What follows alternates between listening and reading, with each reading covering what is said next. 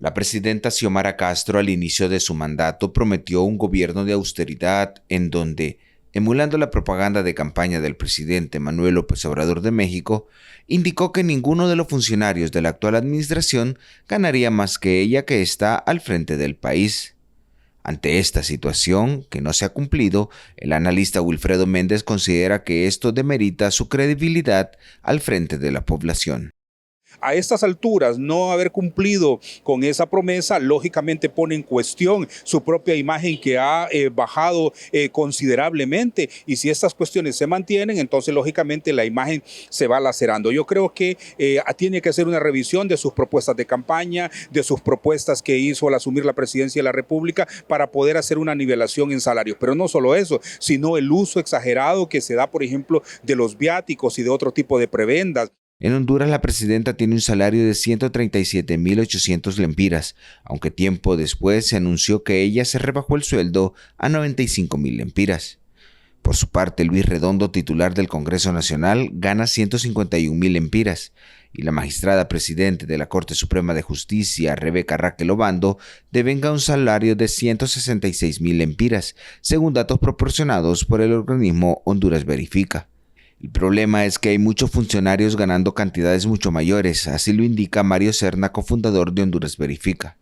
En el Banco Central es donde encontramos la mayoría también de los casos. Por ejemplo, la presidenta, me recuerdo yo en aquel entonces también, la presidenta que asumió, Rebeca Santos, se bajó el salario de 270.000 a 137.000, pero en el portal de transparencia ahora aparece una cifra distinta, que son de 148.000. Entonces habría que ver qué es lo que está ocurriendo. El tema es que el monitoreo es importante porque se valida si realmente se están cumpliendo estas disposiciones. A criterio de la abogada Melissa Elvir, directora ejecutiva de la Federación de Organizaciones No Gubernamentales para el Desarrollo de Honduras, FOPIRIDE, las promesas de campaña de la mandataria se quedan solamente en palabras populistas. El discurso queda en palabras populistas al final del cabo, ¿verdad? Que no necesariamente entonces puedan ejecutarlo o hacerlo una realidad. También se habló, por ejemplo, que en 100 días iba a estar la CICI. El secretario de Ciencia, Tecnología e Innovación, Luther Castillo, en relación al tema, sostiene que este gobierno no ha cometido actos de corrupción como defensa ante los altos salarios de los funcionarios. Aquí no se ha hablado de ningún caso de corrupción, eso habla muchísimo de los funcionarios. Hay muchos funcionarios jóvenes también que están dando el todo por este proyecto de transformación de país, y creemos firmemente en los compañeros que están llevando a cabo esta obra. Por su parte, el diputado nacionalista Francisco López criticó este accionar y advirtió que esta es tarea de la presidenta, que puedan rendir cuentas sus funcionarios. Quien tendría que ver esas cosas, ¿verdad? Y quien es la jefa de todos esos funcionarios es la presidenta Xiomara Castro, ¿verdad? Pero a la presidenta Xiomara Castro no le interesa el pueblo, no le interesa el pueblo. Mire, si ella hubiera llamado al Consejo de Defensa y Seguridad Nacional cuando los colectivos de Libre tenían tomado los hospitales, los centros de salud, creemos que ahí hubiéramos creído, ¿verdad? Que estaba del lado del pueblo hondureño.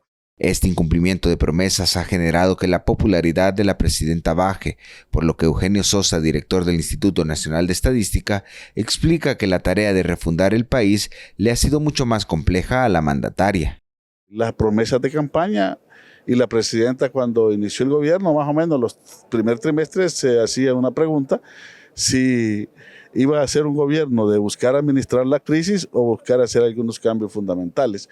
Y eso lleva mucho más tiempo, promesas mucho más elevadas. Según el sitio internacional cronista.com, en Guatemala el presidente recibe $19.204.90. Le sigue Costa Rica con un salario promedio de $7.359.42. Panamá reporta un pago presidencial de $7.000. Seguido por Honduras, que, convertido a dólares, ostenta $5.609.54. El Salvador reporta $5.181.72 y los datos de Nicaragua reflejan un salario de $4.200. Desde Suyapa Medios y Notifides le invitamos a que juntos fomentemos una cultura de paz. Con imágenes de Moisés de León, les informó Eddie Romero.